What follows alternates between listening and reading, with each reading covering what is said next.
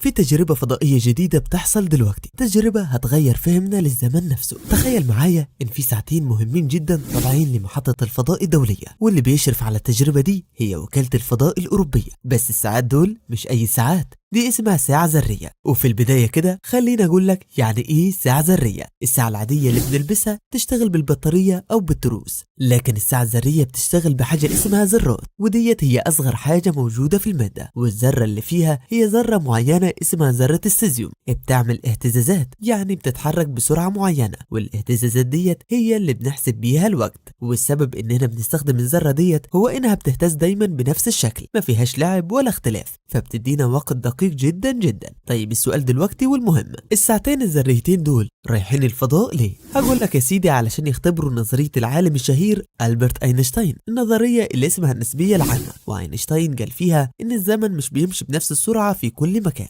يعني إيه؟ يعني الوقت على الأرض مش زي الوقت في الفضاء، وكل ما تكون أقرب لحاجة ثقيلة جدا زي كوكب أو نجم الوقت بيبطأ حواليك. يعني لو أنا واقف على الأرض وصاحبي في الفضاء ممكن الوقت يعدي عندي أسرع. أيوة، الفرق مش كبير قوي بس موجود. طيب ليه ده مهم؟ هقول لك يا صديقي، علشان احنا بنستخدم ساعات ذريه اصلا في حياتنا دلوقتي في حاجات زي الجي بي اس اللي في الموبايلات. الجي بي اس بيعتمد على اقمار صناعيه في السماء، والساعات اللي فيها ماشيه بسرعه مختلفه عن اللي عندنا في الارض. ولو ما جبناش فرق الساعه دي في الحسابات، الخريطه اللي في الموبايل هتقول لك انك في مكان وانت اصلا في مكان تاني خالص. طيب الساعتين دول هيعملوا ايه في الفضاء؟ مهمتهم يا صديقي هيقيسوا الوقت هناك بدقه عاليه جدا، وهيقارنوه بالوقت اللي على الارض. لو لقوا فرق بين الوقتين هيشوفوا اذا كان الفرق ده نفس اللي في نظريه اينشتاين بتتوقعه، ولو مش في نفس التوقع هيبقى في حاجه جديده لسه العلماء مش فاهمينها. وسؤال مهم جدا دلوقتي، ازاي هيشغلوا الساعه الذريه في الفضاء؟ هقول لك يا صديقي ان جوه الساعه ديت في انبوب ما فيهوش هواء، وبيستخدموا ليزر علشان يبردوا الذرات جدا جدا لحد ما توصل لحاجه اسمها الصفر المطلق، وده ابرد درجه حراره ممكنه. لما الذرات هتبرد هتقف شبه ثابته، وساعتها بنقدر نحسب اهتزازها بدقه جامده جدا.